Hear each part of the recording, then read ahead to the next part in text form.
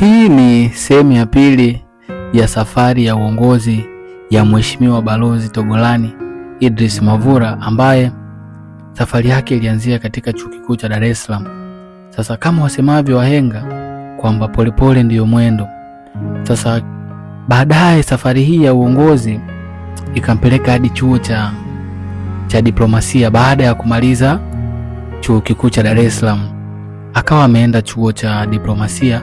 Sasa pale alipofika alikuwa ni rais wa serikali ya wanafunzi, na wakati ni rais, nafikiri alikuwa akichukua stashahada ya diplomasia ya uchumi. Wakati yuko pale chuoni alikutana na rafiki yake mmoja. Sasa hii ni story ambayo naiongezea kwenye safari yake ya uongozi. Alikutana na rafiki yake mmoja ambaye alikuwa ni mshauri wake, waliokuwa wanashauriana kinagaubaga, walikuwa wanaonekana wazi na kila mmoja alikuwa anachukua ushauri wa mwenzake. Sasa wakati yuko pale chuoni alikutana na rafiki yake mmoja, alikuwa anajulikana kwa jina la Adamu Isara. Sasa Adamu Isara alikuwa ni rafiki yake sana na walikuwa wanashirikiana naye sana. Sasa siku moja wakati wako pale chuoni wakiwa wanamalizia muhula wao wa pili, walipata kuna tangazo aliliona gazetini, zilikuwa zimetangazwa nafasi 4 za Wizara ya Mambo ya Nje. Lakini Togolani Mavura hakutaka kuomba ile kazi kwa sababu hakupenda tu, kwa sababu ya kuona hizi kazi bwana naweza nisipate. Lakini rafiki yake Adamu Isara akawa anamwambia bwana tuombe. Sasa walipoziona zile kazi walifanya utafiti kidogo kujua zile kazi namna gani ya kuzipata na nini. Baadaye wakawa wameambiwa kwamba hizi kazi zina wenyewe, kwa hiyo wameziweka tu pale kama kuwaaminisha tu watu kazi zipo, lakini hizi kazi kuna watu wao. Iko kitu kilimvunja sana moyo.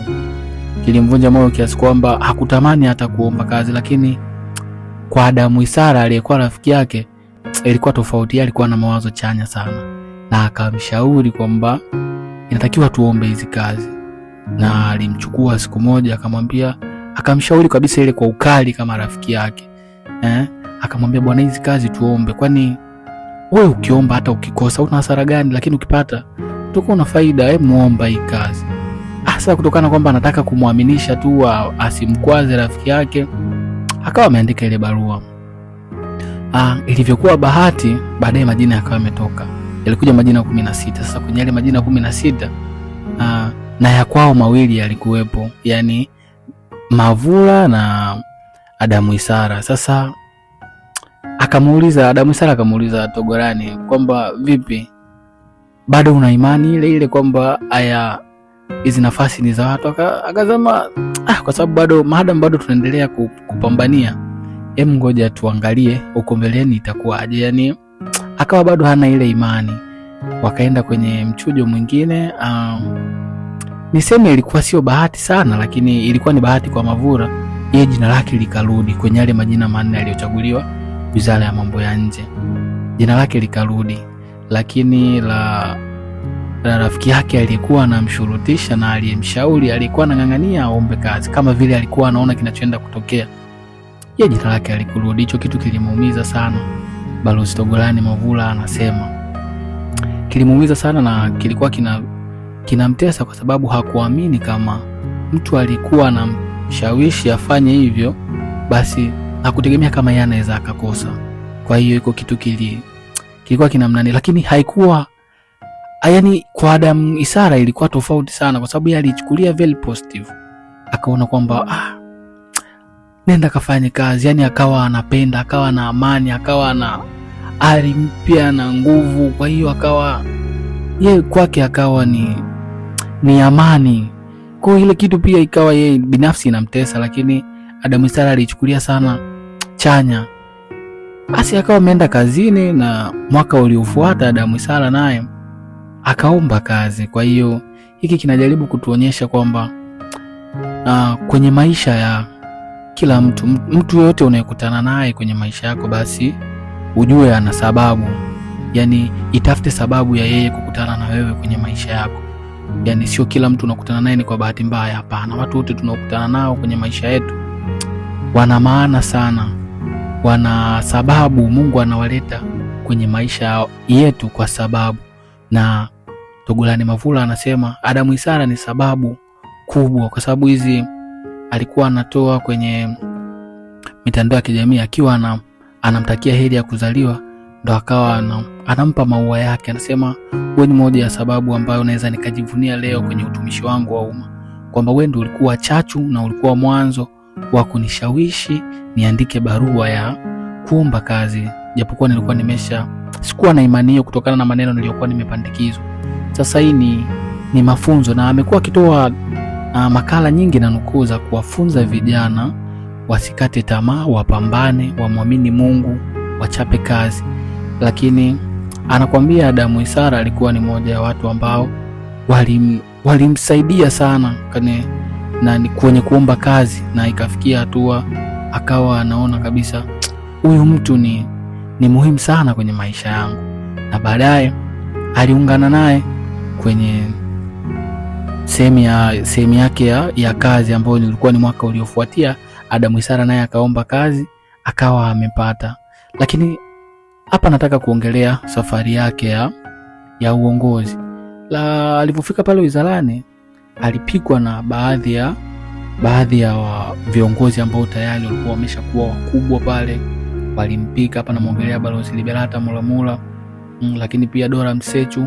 Hawa ni baadhi ya mabalozi waliokuwepo wanampika pale. Sasa wakati uko pale wizarani, alifanya kazi pia chini ya Waziri Bernard Membe. Kipindi hicho Bernard Membe alikuwa ni waziri wa mambo ya nje na ushirikiano wa kimataifa. Amefanya kazi kama katibu wake pale. Sasa baadaye wakati anaendelea na majukumu yake, alikuwa ni mtu wa kuandika sana, anapenda kusoma, akawa ni mtu wa kutweet, anaandika sana, anatoa makala zake kwenye mitandao ya kijamii. Basi watu wakawa wanapenda, na hasa siku moja Mheshimiwa Rais akawa anatafuta mtu ambaye atamsaidia kuandika hotuba zake. Basi za chini chini zile watu wamekaa, wakampendekeza Togolani Mavura akamsaidia Mheshimiwa Rais. Sasa baadaye taarifa zikamfikia kwamba bwana, natakiwa kumsaidia Mheshimiwa Rais kwenye uandishi wa hotuba. Anakwambia siku yake ilikuwa ngumu, kwa sababu hizo taarifa alizipata jioni. Siku yake ilikuwa ngumu sana. Akawa anawaza hivi, naweza nikaenda kusogelea moto, yani akiamini kwamba rais ni mtu mkubwa na ni top wa nchi, kwa hiyo atawezaje kufanya kazi, akiharibu itakuwaje? Kwa hiyo akaona kwamba hapa itakuwa hatari, kwa hiyo ngoja nitafute namna ya kuipanchi hiyo issue ile. Nimtafute mtu mwingine tu ambaye atakuwa amefanya hizo mambo, amesomea hizo kozi za kuandika na nini, atamsaidia Mheshimiwa Rais. Kana anakwambia alitafuta kabisa mtu, akapeleka CV yake, lakini baadaye akaitwa ofisini, akaambia bwana, wamesema wewe, yani wewe tu.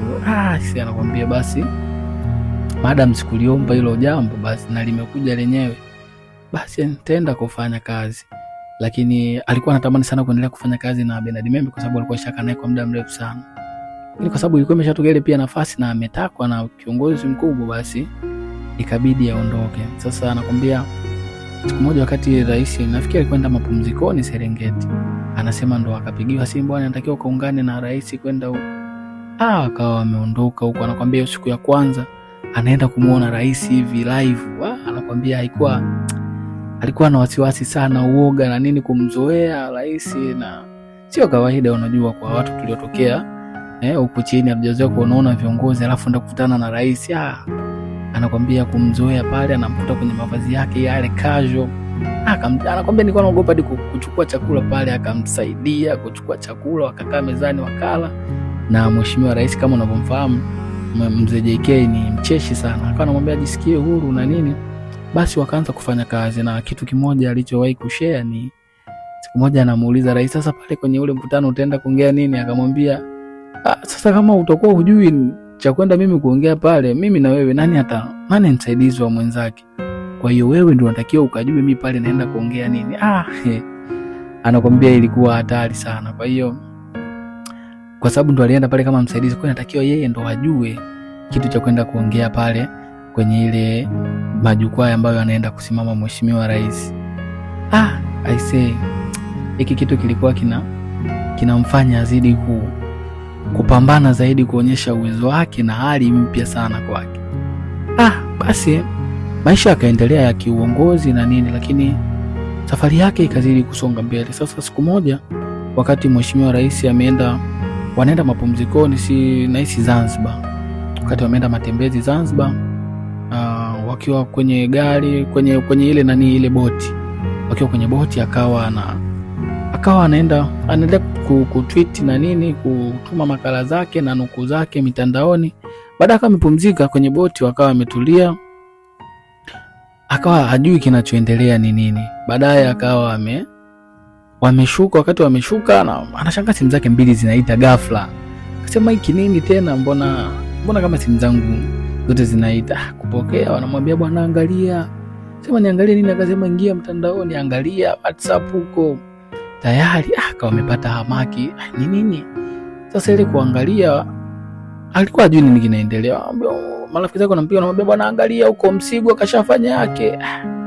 Akawa amefungua simu yake pale, alipofungua simu yake akawa sasa ile kuangalia haraka, nafikiri watu wanaelewa hii situation kama kuna jambo limetokea. Kupitia yale majina yote haoni kitu chochote ambacho. Akarudia tena kuangalia, akaona jina lake. Sasa mheshimiwa walikuwa wamesafiri na JK akamwambia kuna nini, kuna taarifa za msiba? Alikuwa ndo bosi wake. Kuna taarifa za msiba? Akasema no, kuna taarifa za msiba, lakini nimeteuliwa kuwa balozi. Akamwambia hongera sana bwana. Hongera sana kwa sababu wewe ni saizi unaenda kuwa mheshimiwa balozi. Kwa hiyo akacheka sana, wakafurahi pale. Kwa hiyo hii inatuonyesha kwamba ufanyaji wako wa kazi, bidii, kumtanguliza Mungu, kuchapa kazi kwa moyo wote, kwa kujitoa, kunaweza kukapelekea wewe kufika sehemu ambayo hukutarajia kutokana na bidii yako pamoja na juhudi zako ambazo unazionyesha kwa watu.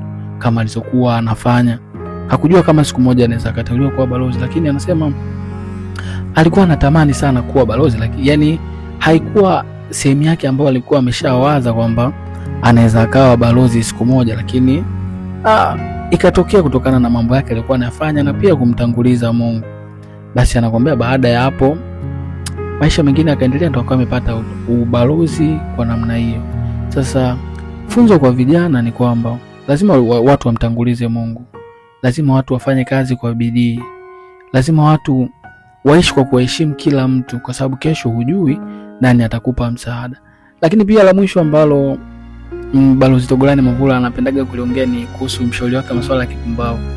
Sasa hawa ni mmoja ya watu ambao huwa anapenda sana kuwa nao anapokuwa na stress au ana nini, yani akiwa na mawazo huwa anahitaji kuchangamka, anahitaji kwenda kuenjoy na watu, kufurahia. Basi ndio siku ambayo anatafuta wale marafiki zake. Unajua huwezi kuwa na marafiki ambao muda wote mnaongea vitu serious, lazima uwe na watu ambao kidogo ukiwa nao mtafurahi, mtacheka, mtoana wacheshi na nini. Basi lile kundi la wale marafiki zake aliwaweka wote kama marafiki zake wa masuala ya kipumbavu. Nafikiri kitu ndo aliyekuwa anahojiwa na mtangazaji mmoja hapa Tanzania, ndo akawa amesema. Lakini kitu kikubwa ni huyu awe ni chachu kwa vijana wengine, yani awe ni mfano wa kuigwa kwa vijana wengine. Sisi tunampa maua yake kwa sababu anaendelea kuwaonyesha vijana kwamba hakuna kitu ambacho hakiwezekani.